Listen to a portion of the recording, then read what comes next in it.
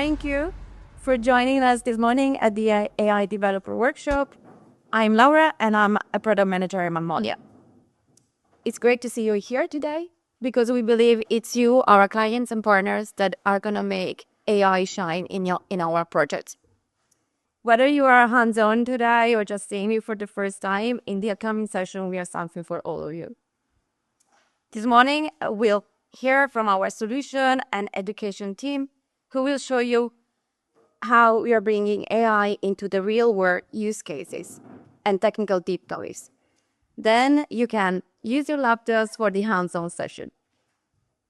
In the next few minutes, I will start by giving an overview of our AI strategy and the business value that we want to bring with the AI. Then we go deeper into the architecture, development options, and demos from our experts. Just for the agenda and the timings, after the technical session today, we run a Q&A, and then we'll have a quick break. Finally, it'll be your turn to shine with our AI with the hands-on workshops. So I'm going to just kick it off, and let's dive straight into the business introduction. And what I want to do with you is review our key pillar for the AI strategy. These 5 pillars define how Magnolia is evolving to meet modern content and experience demands. With AI embedded naturally into our platform, we build on our core strengths like API-first delivery, federated workflows, and real-time insights.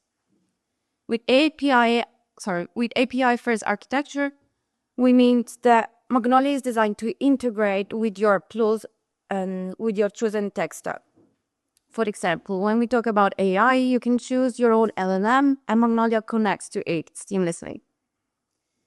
AI-driven workflow is where the real shift will happen. We are not anymore just talking about AI for content generation. Here is where we are embedded into execution and eventually decision-making flows.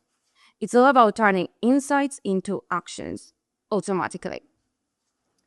With federated workflows, we target clients with distributed teams or regional teams.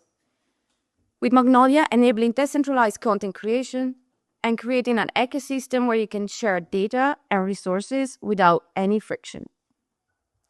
With data-driven intelligence, we want to support capturing and acting real-time content performance.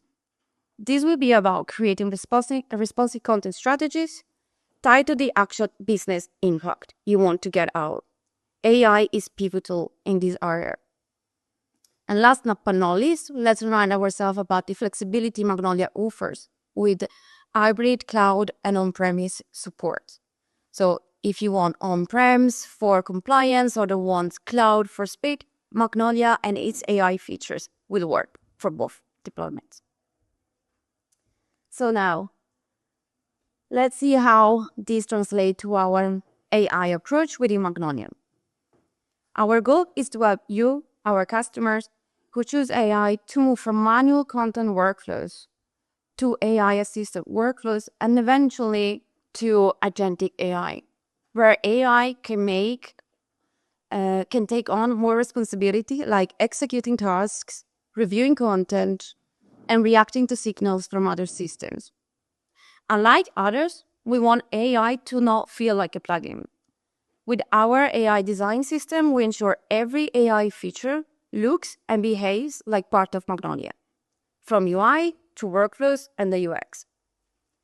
The AI experience will be smooth, scalable, and recognizable, with offers still keeping the control. So let me just take a moment to talk you through the journey of our AI that started a few years ago. The evolution is still moving, and we do that with purpose. Magnolia already offers AI capabilities like image recognition, text classification, and automatic translation, supporting the current editorial tasks. With the AI Accelerator, we've already entered the AI-assisted phase with a strong focus on generative features. The AI Accelerator helps editors to work faster, whilst remaining in control of both the content and their workflows. We'll dig deeper in the current features in a minute, but before, I want to tell you what's coming next. because we're now entering the world of AI-powered workflows.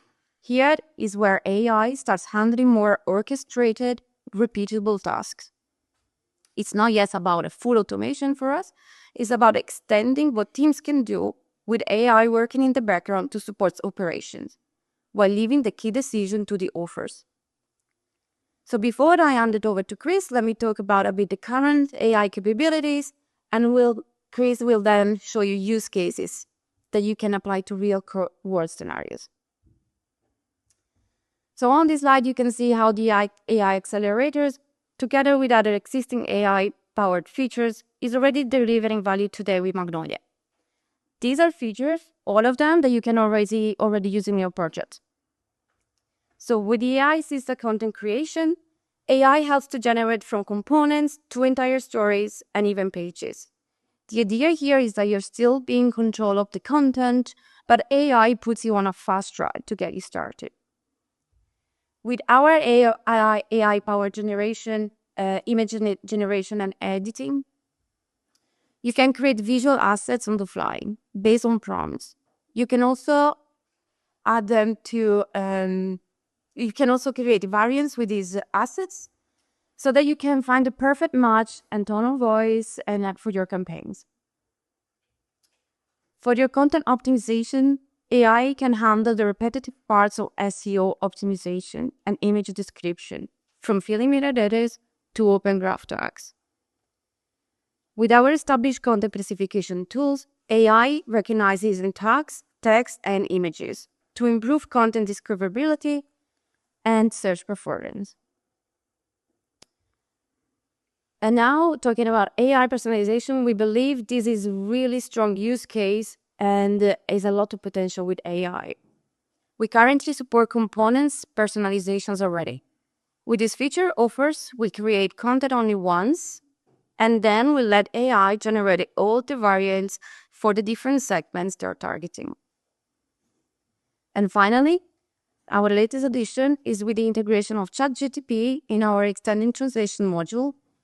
You'll speed up translation workflows with real-time output in any needed languages. So as we said just a few minutes before, all of these AI capabilities are already available and aim to accelerate delivery, reduce repetitive tasks, and help your team focus on higher value work. So to summarize, the advantages of the AI accelerator are just basically these three principles. We don't see the accelerator just as a tool, but it's a strategic enabler for your business. So first, the accelerator enables you brand specific at any time. So Magnolia won't be generic.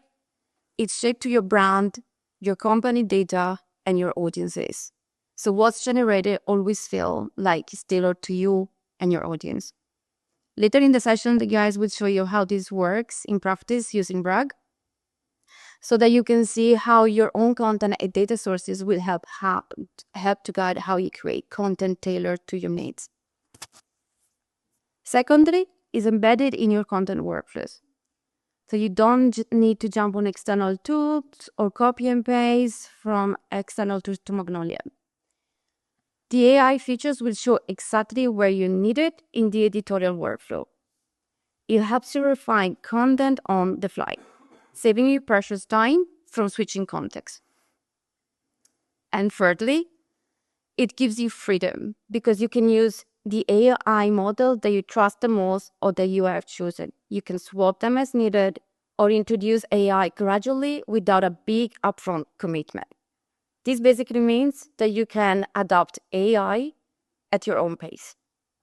So these three principles, we believe, are what makes the AI accelerator powerful and practical, especially for partners and clients like you who need to tailor solutions for different projects and different use cases. So finally, before I hand it over to Chris, is one last important slide.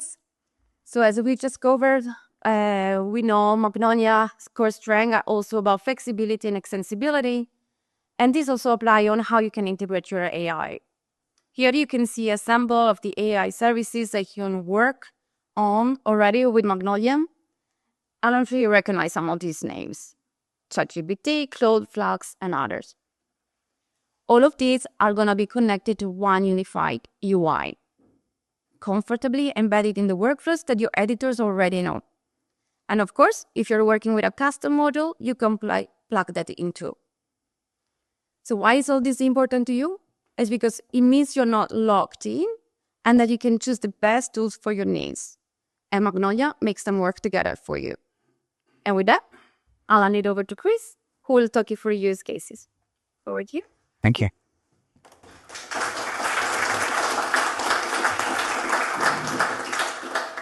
Right. So I'll take you through now some use cases, some demonstrations of how we can actually use the Accelerator. The first thing that I want to talk about is something that we won't actually see because it's hidden away, but there is a new set of registries now inside Magnolia. Alongside dialogues and templates, there's a registry for AI models. This is how Magnolia knows which services you want to use, and it knows which requests it's going to route where. So you're not committed to using the same service for everything. You decide what's best for you, what's best for your clients, and you wire those in. Why do we do this? Because the registry now allows us to use the services that we want and to connect securely. If we want to use private models, we can plug those in. If we want to do it cheaper and use public ones, we plug those in. You decide what is best. So we need to cover off some basics now. The idea of how do we issue instructions to an AI model. So this is through a prompt, and a prompt can look like lots of things. We can ask a model a question, and we get back a long-form answer. We can give a task to a model, and we can say, I need you to summarize, and we get back lists of bullet points. Or, and this is very useful within Magnolia, is we can ask a model to masquerade as somebody and use its understanding of what is that person. So we can say you're a marketing director, and it's going to use its learning to try and consider things from a particular viewpoint. And this is key to personalization that we'll see. Working with AI prompting requires new ways of thinking. And the big issue that we have is as engineers, we're used to determinism. We tell the software to do something, we know what's going to come out again.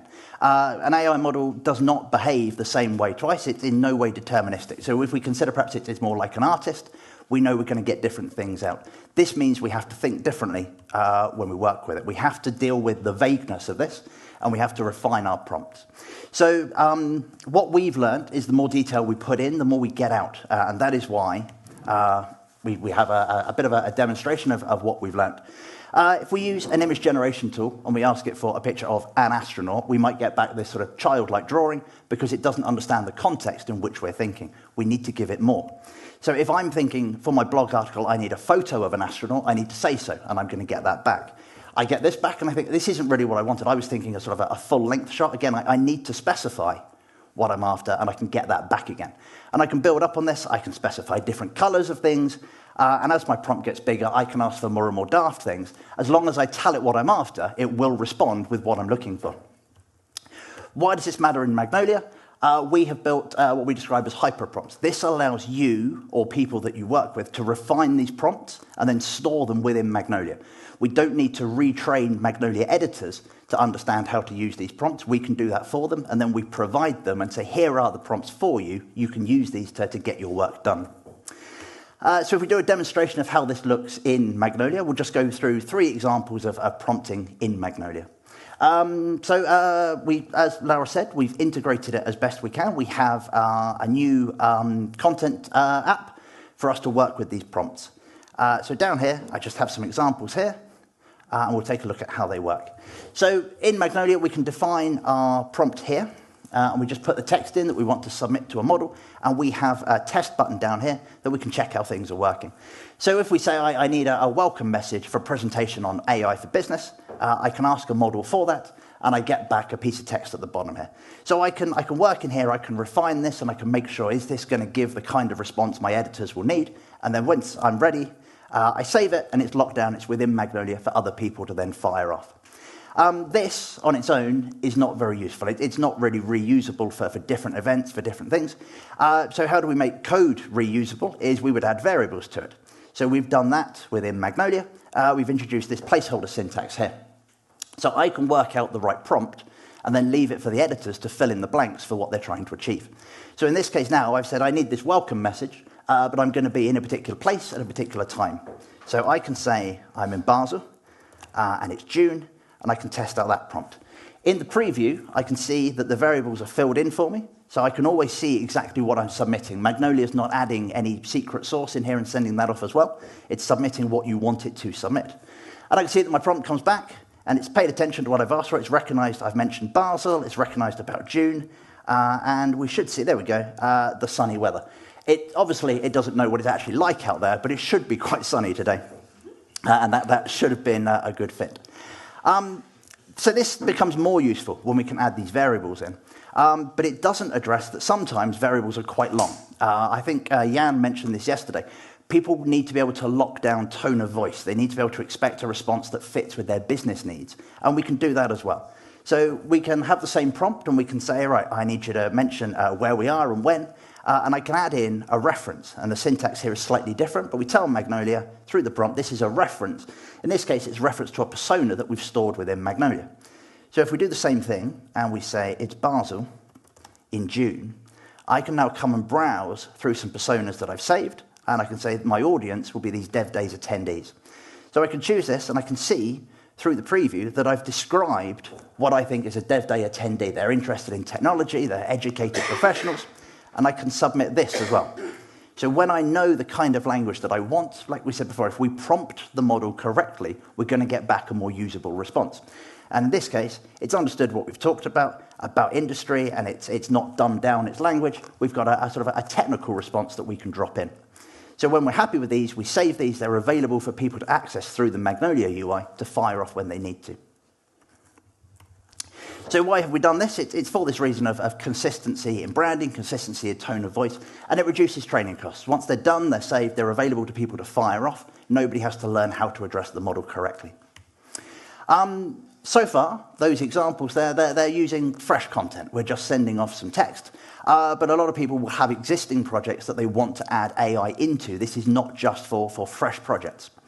So what we can do is a technique known as retrieval augmented generation, or RAG. This is where we take a model which knows a lot, but it's not all-knowing. It doesn't have our domain knowledge about the industry in which our customers are operating. They can submit their data and teach the model extra things when the prompt is sent through.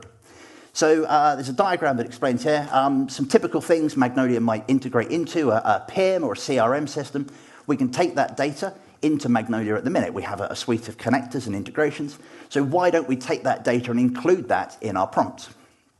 So if we see what this looks like, we'll take another prompt, and this time we'll use some data from an outside source. In this case, it'll be a product catalog hosted inside Commerce Tools. So here we have another prompt up here. We see the prompt here is that we're going to ask for a bit of sort of blog content about the creative process of making a piece of furniture. So we're going to submit the name from the product catalog, and we're going to submit the description that we've got saved and ask the AI model to augment this for us. So we can come down here, we can browse into Commerce Tools. We've got a catalog set up, and I've got this walnut dining table in here. So again, I can see the preview of what's going to be made available. We're going to send in the product name. We're going to send in this very simple description that we've got, and we're going to fire that off and see what comes back from that. There we go. So it comes back here. We can see that it's talking about the things that we asked about. We're asking about the material that it's made from. It's recognized from the description that it's made from walnut wood, and then we can see it's added some extra text on there about why walnut is a good choice for a piece of dining furniture. So we're getting some quite useful content now, but not based on things that are known to everybody, just based on things from our product catalog that we've added into the data. So why do we do this? We do this because it helps us to differentiate. If everybody has access to the same models, everybody ends up with the same content. So let's add in the extra things that we have, that our customers have, and we can get back richer, more useful prompts. And we hope that this is going to reduce costs, because this content doesn't have to be re-entered. Somebody's already put it into a product catalog. We'll just pull it out and we'll pass it through. So Magnolia has a composable hub in the middle of operations. So for some use cases now, actually using these tools that we've seen, we've created the idea of working as a marketing manager for a travel company, and I've got a list of things to do. Somebody has built a very basic landing page about visiting Mallorca. I've got 4 jobs to do. So one, I need to think about personalizing this content. We've got some business segments defined, and we need to give them reasons to go and visit this place. Number 2, the work has to be visually appealing. So we need to generate some new imagery to go into there. It needs to rank well in search results, so we're going to think about SEO, we're going to generate some metadata, and finally we've got this request here to keep the conversation going. So what we're going to do is we're going to generate a blog article to accompany this, and we're going to get that published and try and drive some more traffic in. So our first request on there about personalizing content. We have added AI into Magnolia's existing personalization tools so that it appears seamlessly, it's available for people to use without a second thought. So if we see what that looks like, we'll come in to Magnolia. In our Pages app, we can see I have my landing page here. What I'm interested in is this piece of text here, reasons to visit. We've gone for a broad approach with 3 different sort of topic areas, but we need to drill down and expand on one of those. So first off, we go out, as we do currently inside Magnolia, we have our segments defined. And in here, I've identified a group of people who are history fans. We said that, so they are seasoned travelers, perhaps they're slightly older, they're interested in historical sites, museums, and we said they're not interested in beaches or shopping. So now, we come back to the page with that data in mind, we can select our component. And alongside the existing tools to add variants, we have a new command down the bottom here to generate a variant. So we click on this, and we're asked, well, who am I generating this for? So we can say this is for our history fan segment. And now all we do is we ask Magnolia to generate the variant for me. So this is taking a prompt that we've pre-built. It's taking the content that's in the page. It adds in our audience information. And we can see we come back now with some more relevant text to these groups. So it's focused in on cultural immersion. It's talking about those galleries because we said that they are of interest. And it's included some information here. Again, using its own learning, its understanding that it knows about interesting places that would appeal to somebody interested in history. So we, as the editor, we can review this. We can check that this is good. It hasn't gone haywire and just imagined things. Perhaps we need to go and do some fact-checking. But if we're happy with that, we can simply say, create variant. This will then be stored inside Magnolia. We'll see the standard variant selector will come up here. And now we've got our different versions stored within Magnolia. So this might be for a mail shop campaign, social media, it could be cookie-based. When Magnolia detects this fits the framework for a history fan, we're going to surface this content in front of them instead. Typically, the barrier to people doing this at the moment is the amount of time that it takes to keep on rewriting content. If we can do this in a couple of seconds, we can do this repeatedly, we can start to personalize a lot of content. At the minute, those that do it are perhaps doing it for little segments, just a little bit here and there. So that's our main driver. We know that people want to personalize content to serve to people. We know that the consumers of that content want to have a personalized experience. This lets us do it quicker. And if we just take the same amount of time, we use AI, we can do it for many, many more people. So the next task that we had on our list of things to do was to add some imagery into that landing page. For this, we have a new tool. This is Magnolia's AI image editor, and this is integrated into the DAM. So if we take a look at some things that we can do here, we can generate original images. We'll do a bit of brief image manipulation, and then we'll combine some existing stuff to come up with this composite image that we can add into our homepage. So, as we said, it's integrated into the Magnolia DAM. There's a new action in the action bar to launch the editor. And we can see we have a blank canvas, and we can go from there. So we want a banner image, so we'll just change the shape of the canvas we're going to work on. And we see we have an action in the right-hand side here to generate an image. This gives us a glimpse of the model registry that we talked about. We've configured 2 different Flux models that could be used to answer this response. So now I decide, well, I'm going to go with the Pro one, but we may have learned different models are better for different types of images. That's for people to work out what suits them best of all. So now I can say, well, I want a picture of a beach at sunset. And I can ask for that to be generated. Image generation is slower than text generation at the minute. We've seen text generation has sped up immensely, so we assume that image generation is only going to get faster, but it can take a few seconds. So we've got our beach picture, and we think, right, that's quite useful. We can start to work with that. It's generic enough, but it's not very appealing to our different groups. And we saw, as well as our history fans, we had our active travelers. So let's try and add something a bit more exciting into this image. So we can ask to generate another image, and it will just be layered on the top. So let's say I want to add a hot air balloon in there as well. So we'll ask for it to be against the clear sky, and we'll see why in a second. So we'll send that off to be generated, and we'll have the two images layered on top of each other. We'll just see what comes back. There we go. That's good. We can take that balloon image, but if we scale it down a little bit, we'll see the immediate problem is how do I fit that balloon into the sunset sky because it's got a blue background. I could send this off to a team of art workers, or I can use in our imaging toolbar down the bottom here, you'll see we've got some additional prompts that we've added. We can send that image back to where it came from and say, no, I need you to do something else to it. In this case, I want you to remove the background.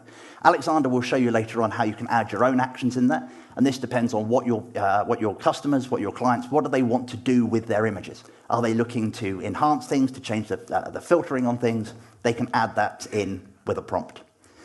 So we'll say, right, I want you to take the background off of that balloon image, and we should see that comes back, so that's quite useful. So we'll just stick that over on the side there. This is looking better. This is looking more useful. I could start to put this into my page, perhaps. The thing that's missing is I want to be able to brand this image as well and put my Magnolia travel logo in the corner of here. The problem, what we're finding, is that AI models are not very good at the fine details, perhaps, of logos. It takes a lot of detail to specify Pantone colors, ratios, and things like this. It's much easier at this stage to use the integration into the DAM and say, I want to add an asset into there that I already have. So we can simply browse into Magnolia and say, I've got a corporate logo stored in my DAM already. I want to use that. So that's now added in as another layer. So I'll put that underneath the balloon. There we go. It's a bit of a quick job, but that'll do. That'll be my new banner. So the final thing that I can do now is I have up in the corner here, save as asset. And this allows me to now put that into the DAM. So we'll save that in our Mallorca folder, and we'll call it new banner. So that's done. That's now saved inside Magnolia. I can go back to my landing page, and I can say, right, I just want to change the banner here, swap out that background image. There's my new banner. It's ready and waiting for me. Save my changes. There we go. I've now ticked off the next job on my list. I've updated the imagery on my page. So why are we doing this? We think the benefit is quite obvious, that this saves a lot of time, this saves a lot of money as well. You're not licensing images from Getty, you're not having these things professionally worked. Where it works for you, you can use image generation to do things much, much quicker. And if you're interested in personalizing, you can start to personalize imagery in the same time it takes you to personalize text. So the next requirement that we had on our list was to think about SEO metadata for our landing page. So we've added in these black boxes that we see here. We now have the same Magnolia text fields that everybody knows, and we've got AI tools that connect into them. So if we see how this looks, we'll generate some metadata for our page. This is very, very quick. We go up to the standard page properties dialog. We'll sit under this metadata tab here. Nothing's been added in. But we click on the black button, and we have a list of different things available to us. This box has been configured. It only allows people to do one thing, and that's to fire off a prompt that we've written to generate SEO keywords. So we say, right, I need some keywords for my page. I can click on here. This will include the page content with the prompt and say, right, find the keywords in here. So beaches, Mediterranean travel, this is quite good. We'll have this. And we can do similar things. We can ask for a brief description of the page as well. So I can send this off, and I get back that rough description of what is the page about. If I save those changes now, they're now locked down in the metadata. We've got that ticked off the list. This is a very quick job. Why are we doing this? Because doing this for hundreds of pages is incredibly dull. We want to take away the repetitive work and allow people to focus on writing interesting content. So we save time, we let people focus on better things.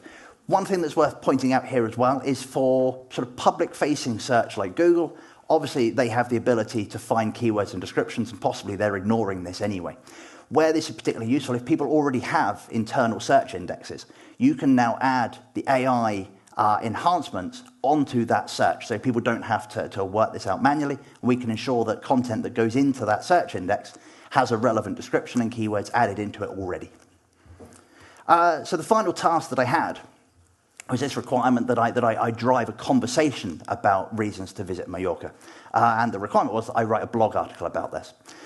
So for this, we have some content creation tools. And what we're going to see is something more like a conversation. We're going to ask the model to generate for us a skeleton of our story. And then we're going to see those text boxes again with some more commands in them that allow us to have a conversation with the model and send the text back and forth and try and fine-tune what we're after. So let's jump into the demo here. And again, this is integrated into existing stuff. If you've seen the Stories app using the content editor framework, you'll know what this is going to look like.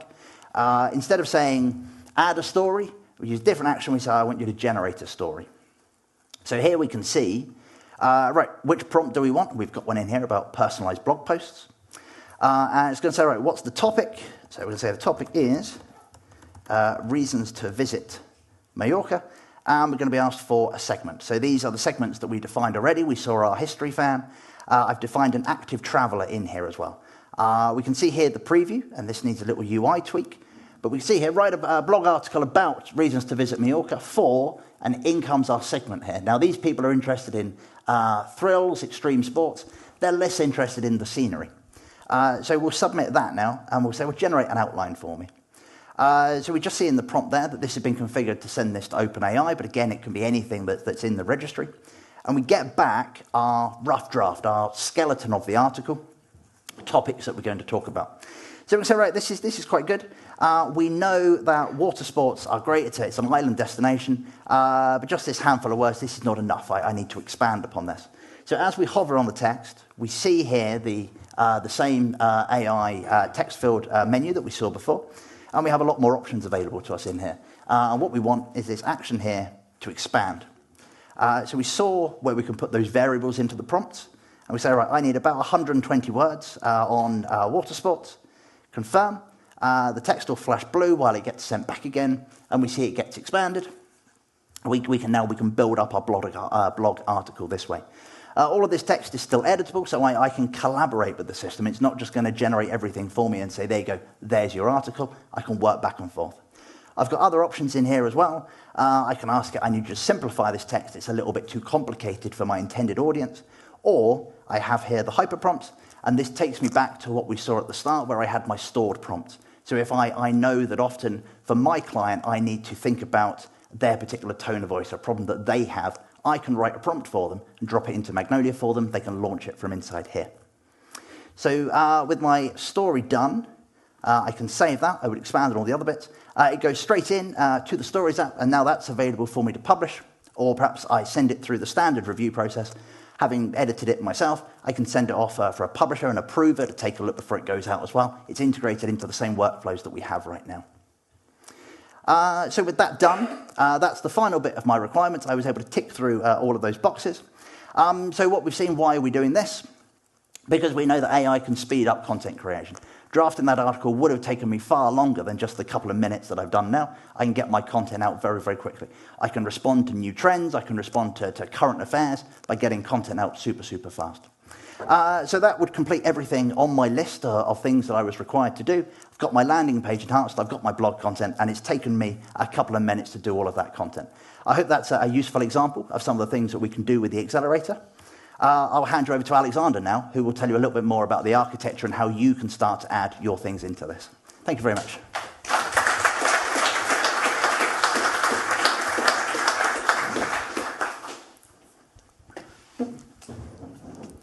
So thanks, Chris, for giving the overview and showing all the magic that you can do out of the box in the AI Accelerator. And I'm now going to give you a dive in how this magic works below. And then also like what are the configuration points so that you can have this kind of matching available in the custom way that you need it. And then later on, I will hand over to Christian Ringele, who will then like make you do the things on your own. So glossary, first just setting the scenes quickly so that we use the same wording. We agree on the wording. We have AI model. We sometimes just call it model, artificial intelligence model trained for a certain purpose. Context, information, data, knowledge that you pass the model through the prompt. An LLM, right? Model trained to understand human language. Output, human language. For example, the ChatGPT models. Foundation model, like which is the basis for example, a language model. But models can also be different models. You have here not only seen language models, you have also seen image models to generate image, background removal models. And then an important point is the model provider, or AI service, or AI vendor, so services that make AI available for you. So this gets important in the discussion because we have an approach for vendor selection so that you choose the LLM, the models you want to use to. After we've set the terminology, let's just quickly go through the basics. Model training, what's training? You have a data, you have an amount of data, you train it. There are various ways to train model, various approaches. You have natural language understanding, old approaches like bags of words and newer transformer architecture. We are not going to dive into that, but yeah, you have data, you train it, you have a model, the data is in the model. Then you can say, actually, I have additional knowledge or additional different language or different features that I want to be present in my AI. How can I add that? How can I customize it? One way is fine-tuning. So where you say you have custom data and you continue to train the model with this data and you are fine-tuning it and you have a fine-tuned model, which is a quite, it's a tedious approach. It's a bit of an expensive approach. It's a way how to bring additional data into it. Drawback, you have your data changes, you have new products, you need to bring those in, you have to fine-tune again. Generation, prompt, you send a prompt to a model, you've seen it in the example, you generate a response. It can be text, can be an image. And now the alternative for the generation, there's RAG, retrieval augmented generation that you've seen it, it's an alternative, like I said, to fine-tuning. So instead of training the data into a model, you would add this to the prompt. So that in the prompt, the information is there, the model can use it. And it's a cost-efficient alternative to fine-tuning, and also you can say that there are research papers about it. It's proven to have less hallucination than fine-tuning. So those are the fundamentals. Then AI providers. What are AI providers? Those are like OpenAI, FallAI. You have seen FallAI being used here with the Flux models that they serve.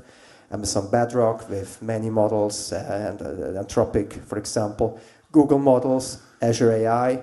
So those are like the supported AI providers which you support out of the box. There are others, Hugging Face, IBM, XAI, which can be tweaked in, and we'll talk about that a little bit later. And basically, AI providers is like you choose which vendor you want to bring the model, and potentially you can also host the model yourself. So now we are going to dive into the Accelerator module and talk about the important topics here. And here you see AI registries. You have seen the same slide, almost the same slide already before. I think it was your part, Laura. Or was it? No, it was Chris's part, yes. And if you see a slide twice, it could mean the guy creating the presentation, me, made a mistake, or the topic is important. And here it's the second case, I hope no. The topic is important because the AI registries are the gateway to AI. So with AI registries, in the Magnolia, you do a vendor selection, you choose which AI is used, which AI models, which AI tasks are used, and now I'm going to dive into what are AI models here, what are AI tasks, and how are they used and configured. Before I do that, a quick overview over the Magnolia Maven modules. We have a core component, we have a UI component that brings many of the UI things that you've seen here, like the story generation, the AI-assisted text field, which is these loads of buttons that you can use to execute prompts, to summarize, to change the tone, the persona.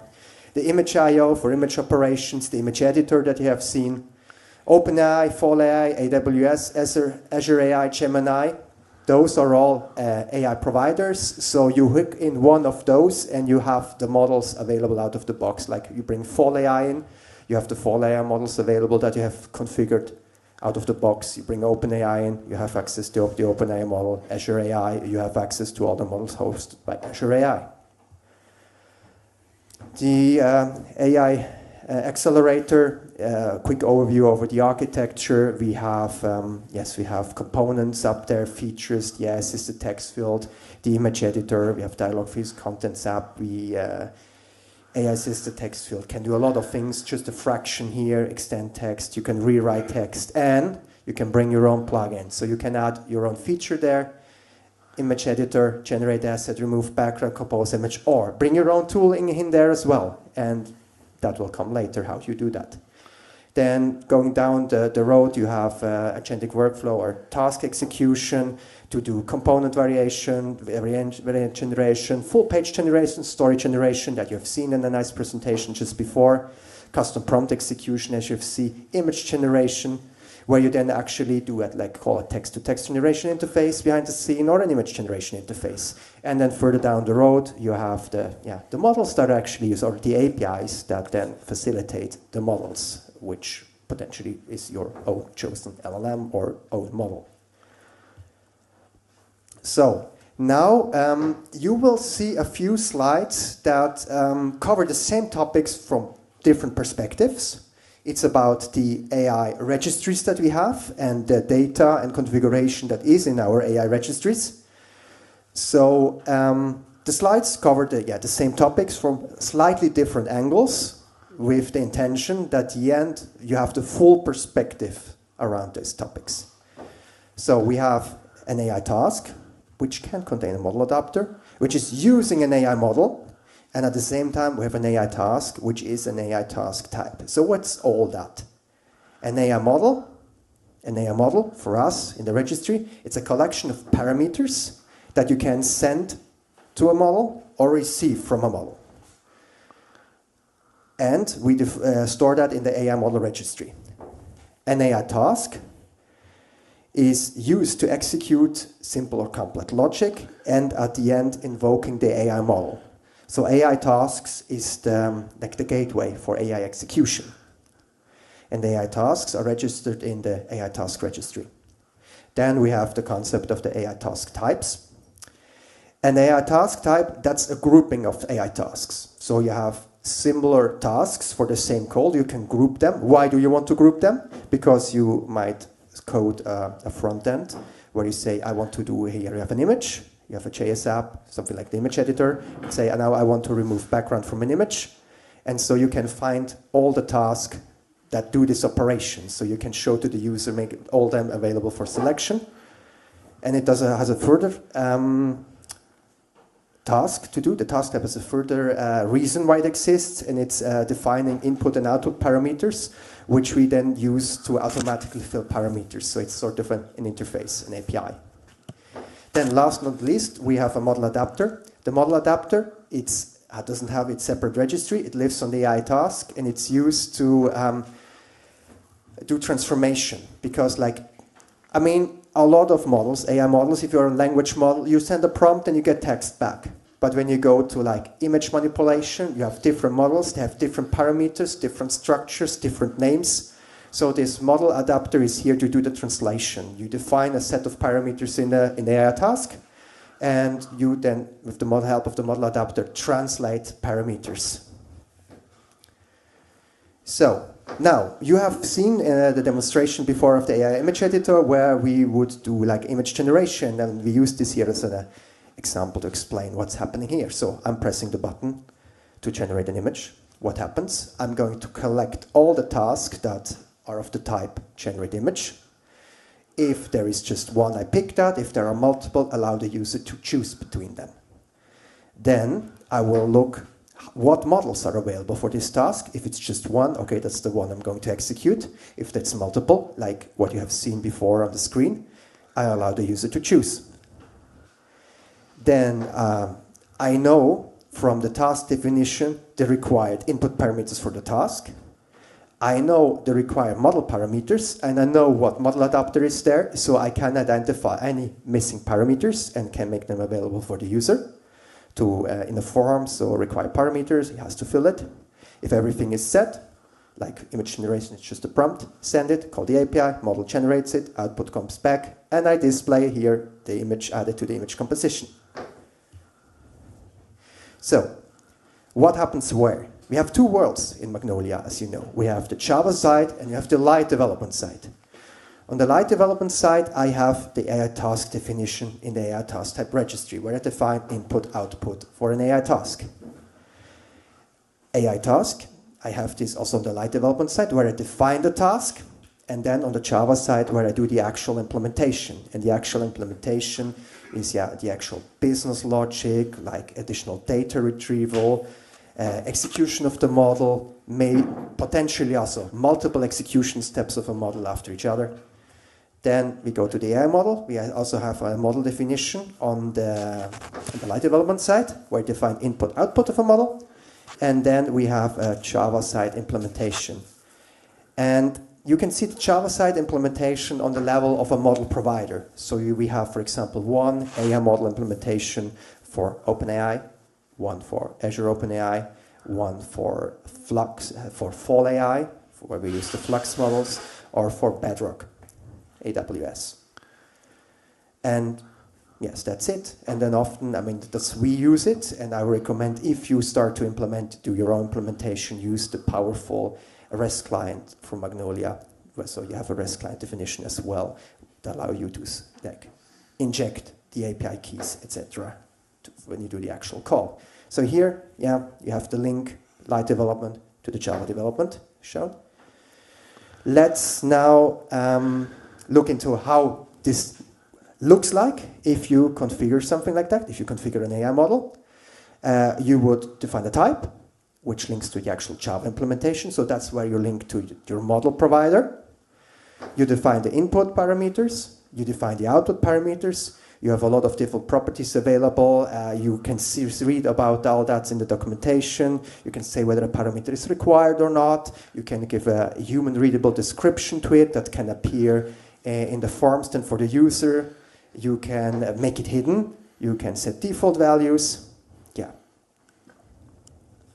AI task type, which is optional, but in some cases makes sense. Like if you have multiple tasks that do implement the same task, you define input and output parameters the same way. So with an AI task type, we can give a selection of different. What happened now? Okay, sorry, that was my mistake. Give a selection of different tasks that all do image generation, or from the code side, fill the parameters automatically because you have a definition, you have an interface. You know what input parameters are there, so you can fill them programmatically. You know what output is there, so you can read the data, for example, base64 image data. AI task. On the light development side, you have a task name, task type, same thing. You link it to an actual Java implementation. You have a model reference. So you can say, okay, I want to execute it with that model. In the Accelerator, you can define a default model. So all AI tasks will be executed against that. But you can say, this task, I want to specify the model, exactly that model. Or you can go a step further and say available models. You give a list of models, and the user can then choose. There are cases, especially in image generation, where you want to be able to choose because you know one model works well for that case, another model works better for that case. Or a model here in the case of Dev and Pro from Flux is expensive and slower, or cheap and quick. Yeah, just a tip. You don't need to repeat the parameters that are already defined in a task type. Model adapter, this is part of the AI task. So in the AI task, at the bottom or top, you decide you can list a model adapter in case that the parameters from the models are different to the parameters of the task. This happens because there are a lot of vendors out there. There are a lot of vendors creating AI model, and the hardest thing in programming is defining variable names. And so people come up with different variable names, not always aligned, different JSON structures that you have to pass, and here, this mapping comes into place where you map from one parameter to another. And with Mapper, you also have the opportunity not just to write one value to a different name and keep the structure. You can also do transformations. That's where Mapper come into place. We have just a small set of mappers that we needed, but you can easily write your own mappers to transform one JSON structure in one format to another format, for example. So the AI extension, AI Accelerator extensibility, we have the light development, we have the Java world, we have the AI models, the configuration of them, the configuration of the required parameters, We have the tasks, we can use existing backend tasks, we map the parameters to the model with a model adapter. We have the task types where we group the kind of tasks, what can they do, and also define the interface. We have the configuration. And then on the Java side, we have the actual implementation. For example, we say we have a llama locally. We can write an implementation, how we can talk against Olama locally, for example. The task, the actual implementation, the Java side, which have kind of complex business logic, retrieve data from different systems, multiple calls to an AI model, and then write custom mappers, so which translate payload in one format to another, like from a proprietary format that one model outputs to like a base 64 format. Yes, and with that, that was the dry part. You had the fun part with Chris, the dry theory now, and now, guess what? We jump over to another fun part with Christian Ringler. Test, yes, microphone is working. So yeah, it is called a workshop, so that was quite a lot of theory and dry part. So we really want to, the goal is that you can do hands-on. I mean, I will demo things, but what I demo quickly in a very fast way is actually what you can then do. So in the end, prepared in 2 weeks a base project. You can just by MGL Jumpstart download. So any machine which can do MGL Jumpstart, and I hope that's most of your machines, can then just basically jumpstart it. And you get the API keys provided. You can work yourself through hands-on. So basically, it's first getting all up and running. Then what I call hands-on is really where you add new things basically into the system. So you add new imaging tools into the image editor. You can add new assist text field, an example, an extension, and into the hyperprompt, a new little micro rack, as I call it, over REST. And then we have some tryouts. I mean, generating a page, a story, playing with it. That's just way less instruction-led. So this will also be the base then of the regular workshops we will do, but it will grow a lot. I mean, that was just a quick doing in 2 weeks. So the project behind it will grow with the code base and examples and everything. So basically, probably showing like that. So basically, we use a specific project template for the Jumpstart, which just downloads the AI Travel Demo web app. So it's a web app, you get all the code base, you can also check it out, it's all read open, and then really look at the Accelerator code base of that code base, and it basically gets that demo, which uses Travel Demo, has the Accelerator on top of it, and the examples I added, and things you can get out of that project. So an additional plugin will then be installed. I think it's an interesting plugin. I had the idea for this workshop to get very fast some base configurations into your machine, into the light modules. So maybe you know it, all these hybrid light modules bundled in a jar, which are loaded from ClassPath, really hard to quickly adapt them on local tryouts. You need in the resource files app to copy it and all these, or decorate in. So actually, Scott Rhodes created here a nice plugin, which I will use in the future for myself. So you can just extract from a jar an inside hybrid into the file system, into light development, and then can just change and try out the configurations. Show nothing for live, but for local tryouts. So basically, the whole thing, when you I already jump-started it and started it. So basically, at the end, it installs this plugin, additional plugin, using the template, getting that project and starting it up, and then it's ready to be started. So, back here. So maybe I do it there. So in the end, you use the Jumpstart, then you get an initial, I cannot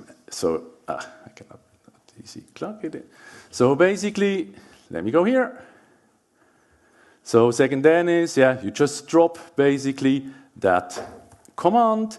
So generally, as you know it, the project is empty, light modules is empty. You just drop that command and it extracts the base configuration you need to get everything up and running. So now I have in my project, so that's what we want to do after the break. So I quickly demonstrate that you're ready to go after the break and really do that on your machine. have the code base. We come to your places, help you. We look at code, discuss code, look how you can get the things running. So we have the base configuration ready. AI models is just a base model in it, a dummy model not doing anything, and the configurations we need to add.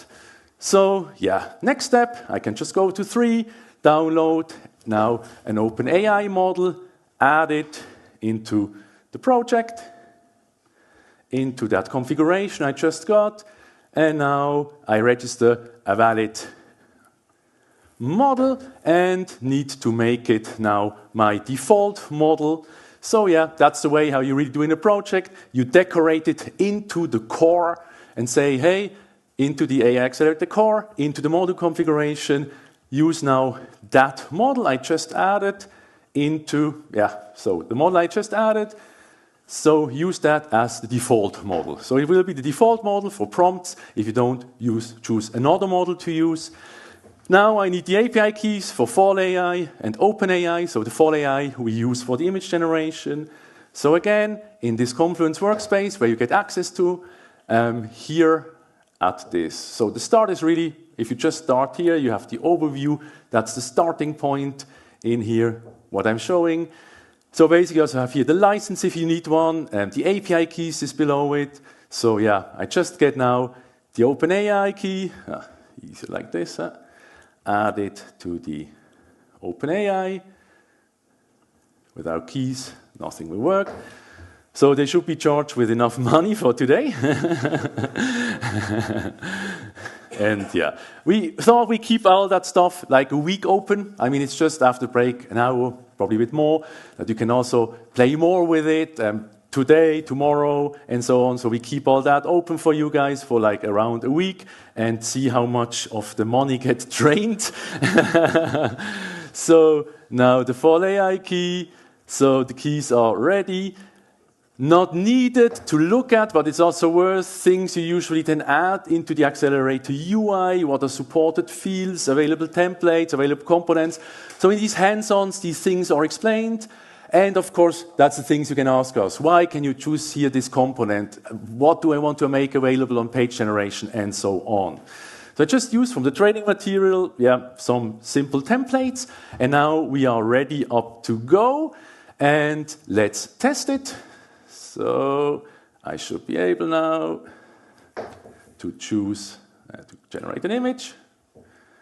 So as I missed the typo, some of you know, I prepared here now, generate me an asset of, let's do it here, let's do the pro.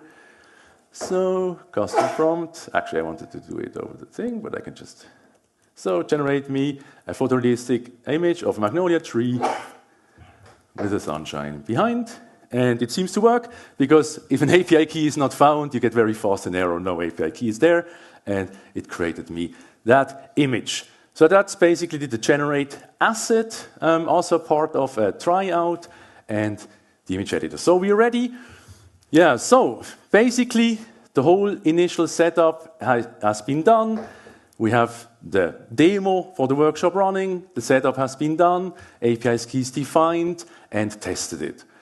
So the first thing what you can do, besides other hands-on there of just trying out the image editor, is no, I just closed that, otherwise I go for the trap. So generally in here, the AI image editor, as Chris has shown, has here the toolbars. So I just basically looked at the remove background, which uses a Fall AI image-to-image model. So I thought, okay, I just go to Fall AI and look a bit more what is there, and then thought, okay, there is a clarity upscaler. So if you just go here and look at what is there available, I have around, no, that's the specific one, sorry, of course, here. Image to image. So yeah, found about 170 possible models I could just use. And that's a cool use case of seeing how easy it is now just to add more models. Use more models. We have the integration to Fall AI. I can use, all of these, but here I just want to use image to image. So basically, you can just go here into the hands-on, download the light module. It's zipped. So maybe I add it here on top level into the project. So maybe back here. So here, there is no additional yet. So I go, unzip it, add it to the light modules, refresh, and I have added a new one. So basically, what was added, and that's the thing yet to discuss, to realize, to see, okay, a new model, that's what he's shown in theory, the Alex. A new model has been added. Here's my new model, the flux clarity upscale. Use that in the task. That's the model to use. And just add it basically in the image editor tools, or register a new editor tool and add it via decoration into that menu. So done, just light development. So let me show now what it does. Actually, I prepared here from that original shark image here. I made a cropping to have something with really bad quality of here a little rectangle. So prepared that here, that we really see something on the screen. So very bad quality. I can choose it now and just do a clarity and upscale. So also the pixels will double. On the left side you can see that takes a while, and it did a clarity upscale. So basically that's what we can see. It uses from the backend the manipulate image task, which is basically input-output is base64, and then you have these parameter transformations of that model gives me back actually then an array and so on. So it's a lot about parameter mappings. So the same with Cartoonize. So what you can add, that is then the next. So the same again, not explaining the inner structure. So just using another model to cartoonify things. Move it in, light modules, and I cartoonify now the shark here. Not double click. Once need to do that. And that takes a moment. Did I not add it right?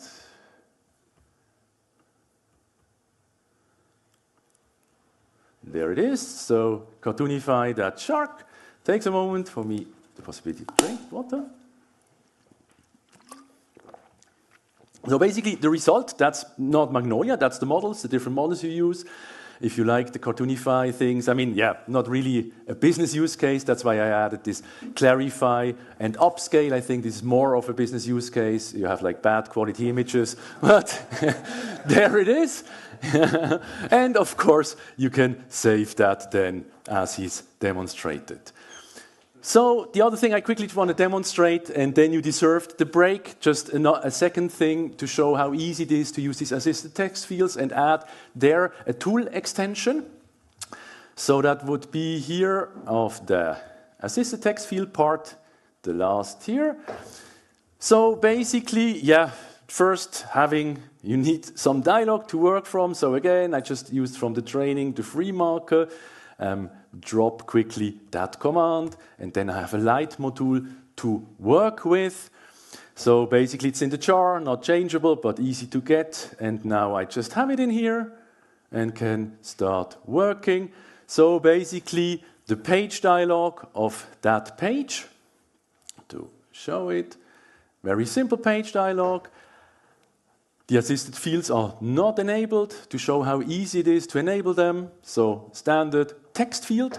So you can basically say, yeah, okay, I actually want every single text field being an assisted text field.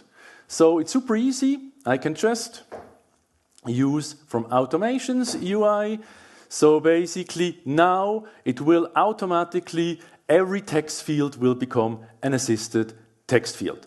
So done, that's like in an app, events app. There's also another thing to touch, super easy, existing app, and boom, all are assisted text field and can already use it.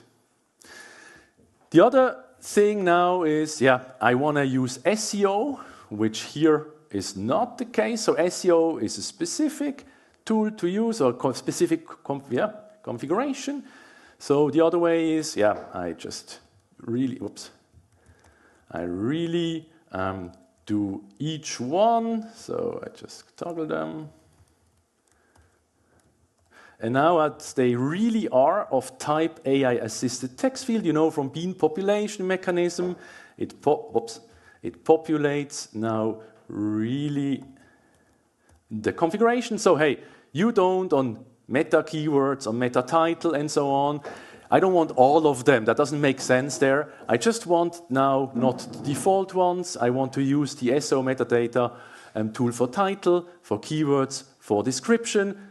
So explicit defining for these three in the second tab and done. And now, so one I missed, voila. So no field, then it won't work. And now enabled, not much work, can generate here as demonstrated. And here, it's the RAG approach. It really reads the whole page, adds it to the prompt, and I have it ready and done. So new tool, also here, super easy to add. That's then this one, the last. So again, a light module, you can just add and unzip.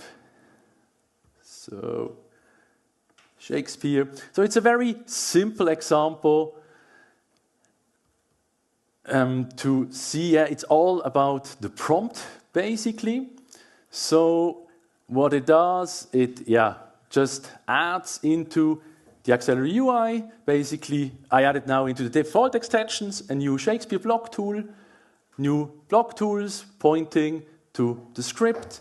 And when we look at the script, basically defining the prompt, and here it's really a simple prompt, static prompt, hey, transform it as you were Shakespeare. But you can imagine it's front end, you could call here any other API, get data, do the prompt, in addition, whatever you want, and then in the end here, hey, now call that task, execute the task, generate text, and here you got the prompt, and that's then it. And here going through the backend, and now, if I go back, let me probably take here, where I have a bit more of that component, a bit more text. So now I added the Shakespeare tone tool, and it transforms it into the language of William Shakespeare of that time, and done. So it's really not hard to add more tools. Of course, these tools are for repeating tasks. Do always that, like summarize, shorten, these kind of things. Exactly. That's a preview on what is then meant in the whole hands-on part. It's really a workshop, looking at code together. So up here, remember, you have the license and everything. You have here also the 3 code bases. You can just clone, it's read open, the Accelerator itself and so on, and just start here. So basically, that's what I've shown here with the Cartoonify, and we would be ready for the Q&A before we do the break. And that was the goal. After break, it's really just loose workshop, easy going, no presenting anymore, no squeezing things into your brains. So.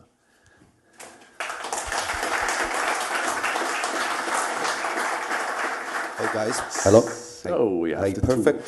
Thank you very much, first Laura, Chris, Alexander. It's the AI team. I'm also part of the AI team, and we're very happy to answer all your questions, and also in the later stage, maybe get feedback, plans on what you want to do with the AI, and we are happy to answer everything for you. Yeah. Do you have any questions? I'm sorry. Are you keen on the break? That is on the recording? I am. So yesterday we were talking about planning to implement the hybrid DAM file, so we can have metadata in the DAM and asset externally, for example, in S3. And with the image generation, work with this approach? So currently we're a bit limited to what we have in the DAM. So storing the asset is limited to the DAM. We can read, like for image manipulation, we can read basically Cloudinary and all external DAM. But with the new approach, we will be able to store it in the hybrid as well. Do these new fields like use the accessible fields that are like the new React-based form fields? Yes, so what you see is, so part of the new UI is already there. That is based on the design system, which is accessible. And when the new version will come out, we will definitely support all of that in AI Accelerator as well. So, and also what you saw there, I think Topher mentioned that fallback mechanism, right? That will not apply to AI Accelerator, so AI Accelerator will be natively, will be there, yes. In the AI image generator, can you edit it again, or is it a one-time editing, and if it's saved to the DAM, is it? What you've seen there, I mean, you have on the top right, you have the possibilities. At the moment, you cannot store it. But those are topics that we're discussing, working on how to facilitate that so that you can store it as a separate content app. Don't know exactly when that will be coming. But what you can do at the moment is at least you can export it and import it again. So if you have a version that you want to continue working on, you download it and you have a JSON file, you upload it in, and you can continue. So that is already possible, not in the comfortable way that we want it to be at the end. Then I have to talk to the model and say, please move the logo more to the left side. No. On that level. I mean, there are things on a model, if you generate an image, this image is in that form, right? If you're moving around the logo, as you did, right? You can move this thing around. So if you think it moves a bit more left, you drag it more left, if more right. You have some features that go beyond like AI image. It's like layering, so you can create layers. You can add text, you can define colors for text, default colors, brand colors, your fonts, and put text there. You can blur images, blur fonts, add basic rectangular shapes. You can do cropping. So sometimes you generate an image, you crop, then you remove background. And then things that you edit, an image with AI, because there are models that start to facilitate that, make this model. So you have seen Flux Context, for example, is a model where you can say you start to refine the model step by step with a little additional prompting, like with a person in a city, you say, and now the city, it has to be winter. It turns into a winter picture, and then said, yeah, now she has to wear a hat. Then the person starts to wear a hat, and there needs to be a cat next to the person because we want to have cats. It's all about cats, right? And yeah, so that's those model exists, and we are very eager to add this functionality also to the image, of course. Okay, fine.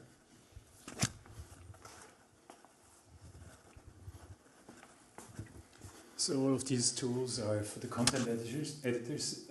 Are there any plans to extend that to the user? So, for instance, if you offer a REST endpoint that can make use of the models? So, I mean, AI Accelerator is all REST-based, so you could expose these APIs to the front end.